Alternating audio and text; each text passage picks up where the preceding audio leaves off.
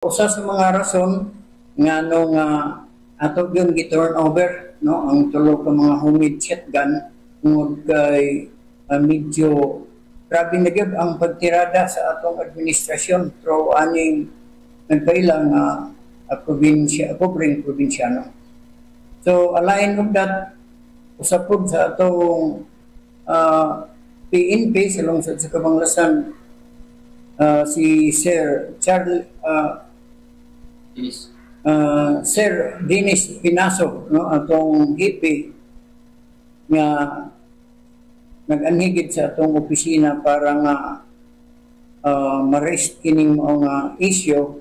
So may hinungdan na anak nga mga gamit since usap ako no sa mga hippie sa tanod until nahimo kong chairman sa Peace and Order kay barangay property manang tulo ka mga homemade shotgun during sa cattle rustling pa nga nag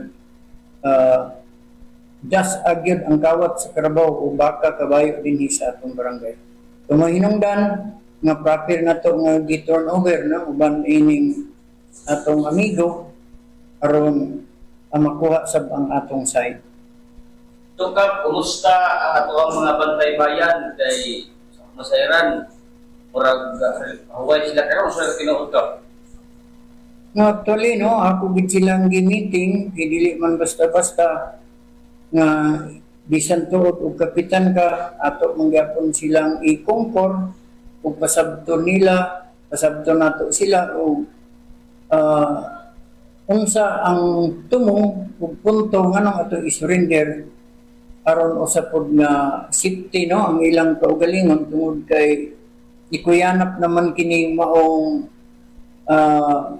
balita through media kabasin og maambakan pud sila no sa og ma-read sila hinungdan nga ako silang gi-meeting and halos tanan sa ila nag-react tungod kay ngano nga hilabtan nga kuan man kanang mga barangay tanod og gigamit man nato protect lives and property. So akong gipasabot sa ila na mas maipod nga mag-clear ang side sa atong barangay dinhi sa iba. So tinuod ka kaniadto dunay agreement ang PNP o ang barangay nga maghawid og armas kinato mga tanod. Kana nung issue kuan lang na siya kanang murag verbal lang murag dunay agreement pero actually wala gid mi gipirmahan, wala mi gibuhatan apan ang pagtugot during pa ni Sir Barbito sa I think 88 IB or 8 IB.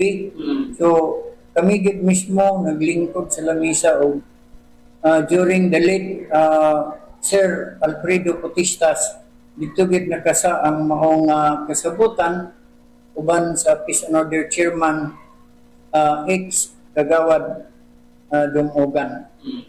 Kung kini padadala ka armas sa mga tanod ka during lang ni kung adunay roving kada gabi o report nga responde kung adunay mga utak nga mga problema sa mga sitio.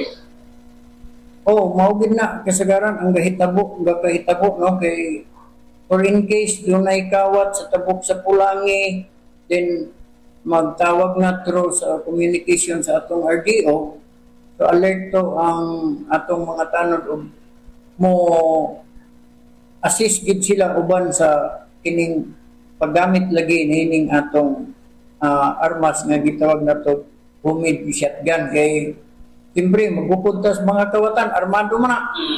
So naapoy amo lugang gidala-dala pero mo lagi nang wala man pud so far wala pud nakapusil ako kanon duha ka tanod ang napusilan. So si Mr. Coronado napusilan to o si Mr. Tigbak. So, kini ba mga armansa gitahan yung sa kapulisan sa kabawasan o bali na abusaran paggamit itong natanon? Naay mga issue no nga sometimes magdala lagi atong mga tanod di pud malikayan nga nakainom.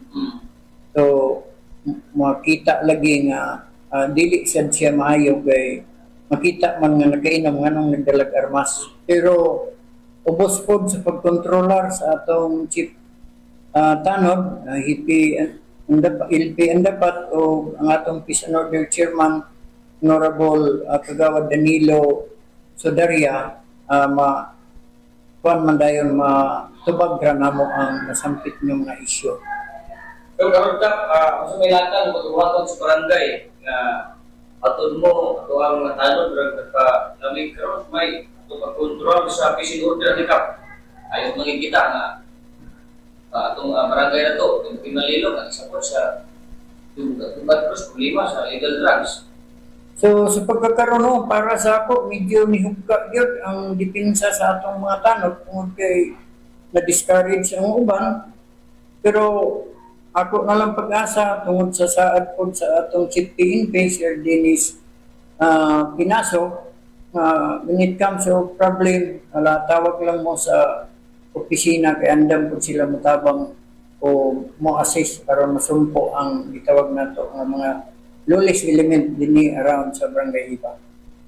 Tama, imo na lang mensahe na binigay sa atong sagad nga imuod nga sa tanan na social media kung naging dami account ka, mong mensahe ka kung sa katawag sa barangay iba. So ako lang ipaabot no ang mga mensahe dito pinpoint gyud anin tawo nga nagtakuban, although nawala na ang iyahang kono murag na erase na tanan niya nga account pobreng probinsyano na tingali usan ni nga kono nag-success ka sa imong gipaabot sa among barangay, pero although nalipay man ko pero nakadaot siya no sa kadaghanan labi na gyud sa membro sa tanod kay nga diskoryo sila no o na-discourage sila aning maong pagputok sa mga isyu.